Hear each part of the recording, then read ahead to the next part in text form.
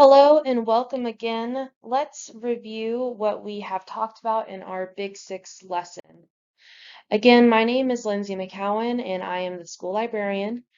The purpose of the lesson that we've been working on is to learn about the Big Six research process and how it applies to your learning. And this video that I'm recording now will review the steps of Big Six in preparation for your research project.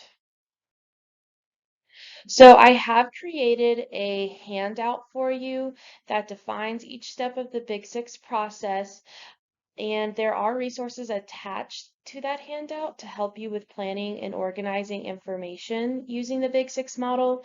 I've included some graphics that help you think about what it is you are doing in that step of the process, like that action step.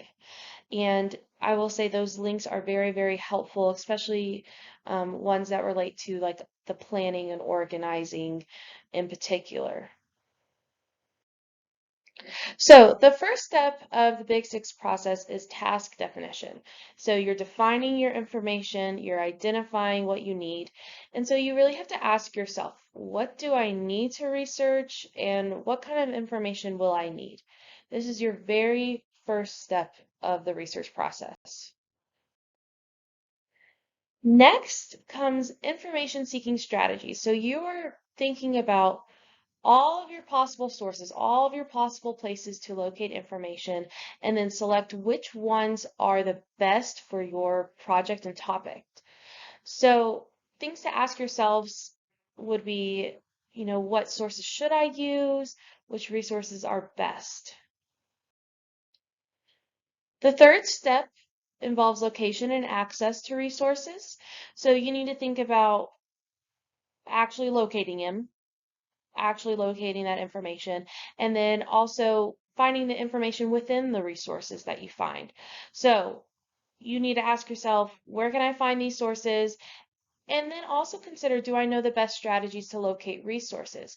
If for some reason you do not know how to best find resources, especially in one of our library databases, please ask me or your teacher for assistance and we can help you use those databases to their most efficient possibility. Step 4 is now using that information. So you have to start engaging with it, really reading and diving deep and extracting what is the most valuable information for your research question. So you need to ask yourself, how should I use this information from each of the resources that I found, and then which pieces of those information are the best to use. You could find a whole lot of information, but now you have to consider which ones are really the best for my project. And step 5 is now the synthesis step. This is what you usually think of when you think of research. It's either the big paper or the big presentation, but it's when you take all of your information and you organize it and present it. So really the best question to ask is, how do I best present this information, whether it be in that traditional research paper setting or in a presentation style?